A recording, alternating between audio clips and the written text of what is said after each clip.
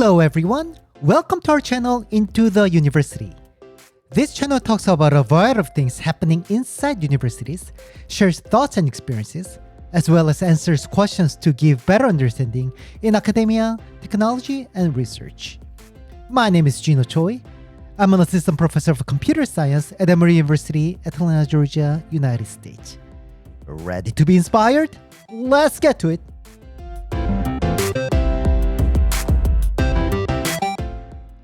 In this episode, I'll explain how you should approach professors you don't know that well to ask for research opportunities. If you have emailed professors for this matter but never got responses before, this episode is for you.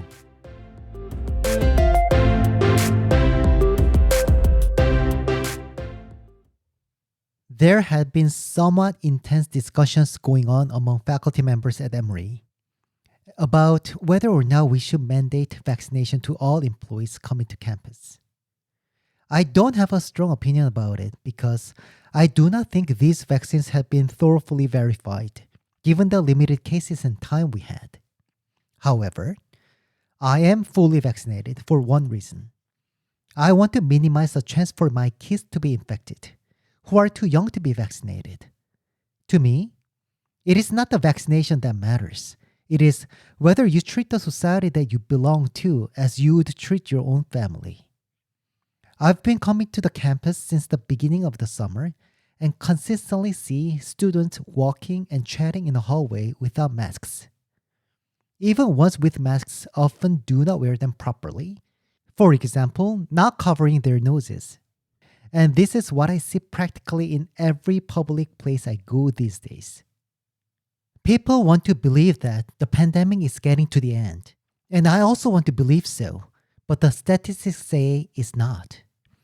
There were 3,933 new COVID cases on August 5th, 2020, whereas 5,747 new cases on August 5th, 2021 in Georgia. So even comparing to a year ago, we are not doing better. The fall term will begin in 19 days, and given a rising rate of the new cases, there is no reason to believe that it will be resolved by then.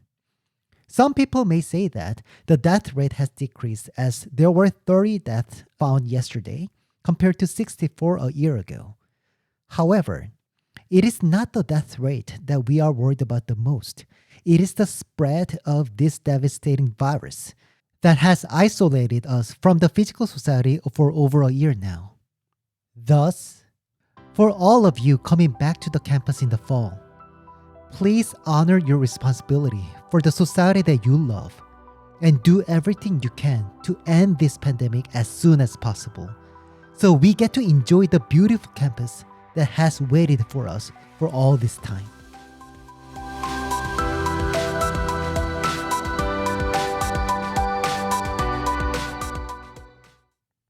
Although I'm not so famous, I still receive a fair amount of emails from students seeking for research opportunities every month.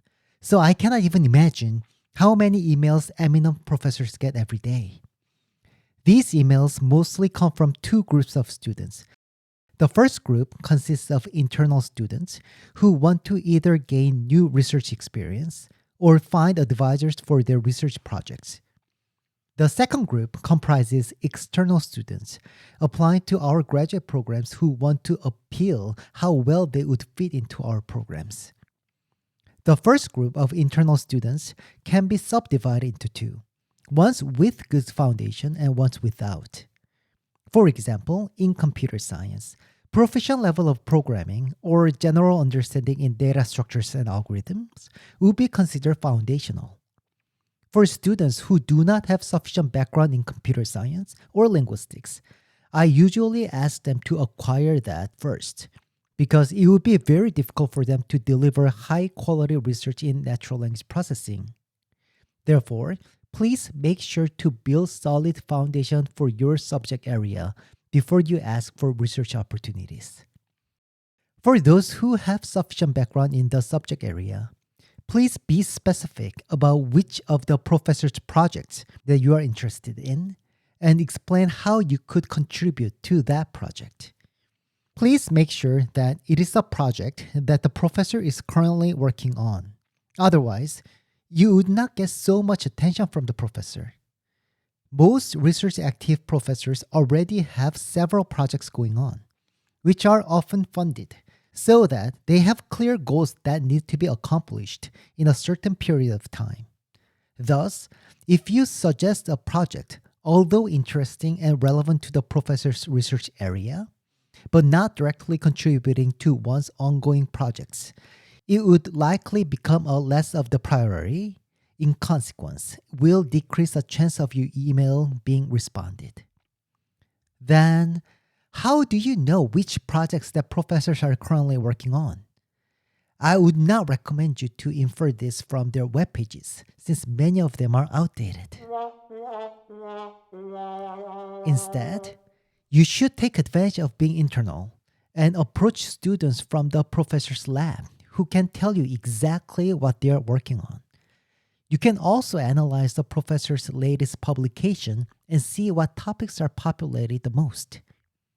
Once you make this effort, you will have a much better understanding in what the professor focuses on and be able to come up with ideas that are mutually interested by both you and the professor.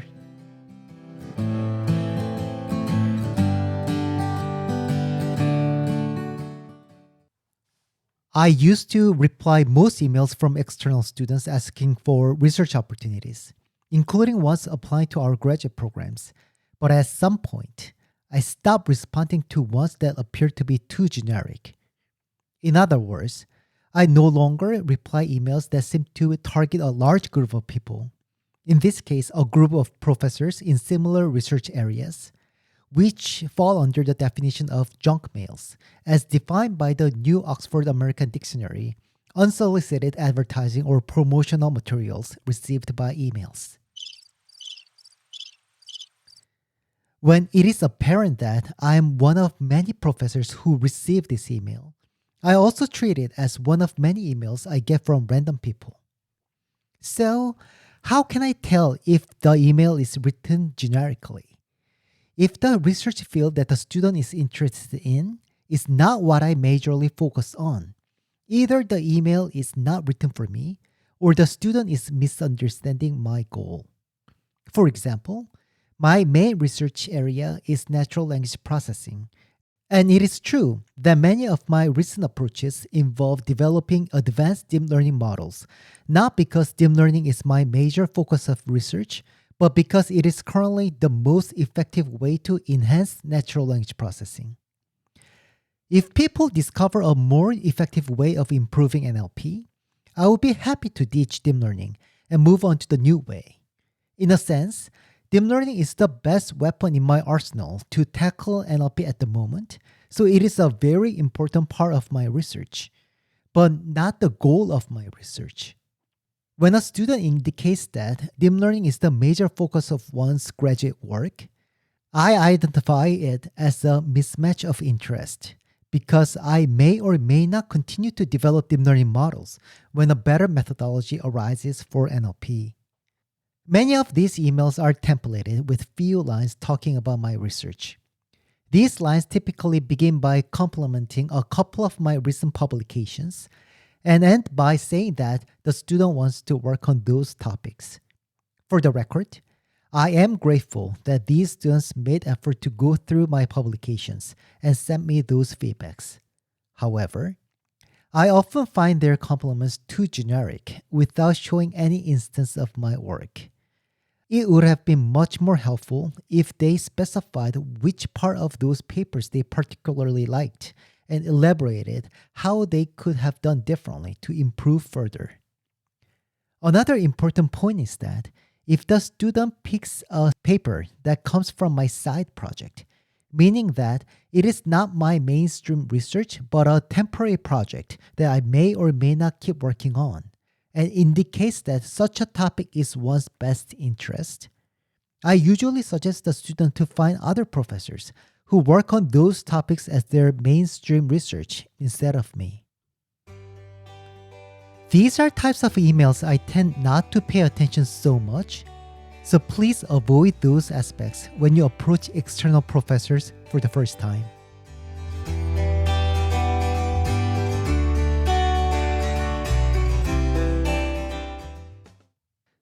Then, how can you get professors to respond to your emails? First of all, please do not be offended when professors don't get back to you promptly. This is not because they are neglecting you, but likely because they are overwhelmed by a large number of emails that they have not read yet. Rule number 1. Your first email to a professor that you don't know well should not be lengthy. Professors already struggle finding time to do any extra work, so if you write a lengthy email, professors will either put it on hold until they have time to read, or skim through it without thinking so much. Just briefly explain who you are, why you are interested in one's research, and what kind of training you have prepared for that research. Rule number 2. Don't be vague about describing your own strength. For example, if you say that you have an in-depth experience in natural language processing without specifying which part of NLP that you have expertise in, I am forced to think that you are overqualified for me because I cannot claim myself having an in-depth experience in NLP after being in this area for almost 20 years. If you have already published a research paper and you are one of many authors in that paper, please elaborate what specific things you did for that research. This allows us to visualize how well you would fit into our labs better. When a carpenter builds a house and a brick is all he needs to complete the house, he would be more excited by finding a good quality brick than an expensive sapphire. You do not need to impress professors by claiming that you are a sapphire. A brick is often all we need, as it is more valuable than a sapphire to complete the research we aim for.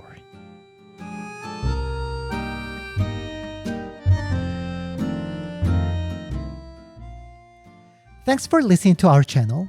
You can listen to this podcast through Podbean, Apple Podcasts, Spotify, and many others, so please don't forget to subscribe. In the following episode, I'll explain what our plan for the Emory project is, as we hope to integrate Emory into the college life at Emory, so students can experience this futuristic technology developed by their own friends. Until then, stay tuned. See you next time.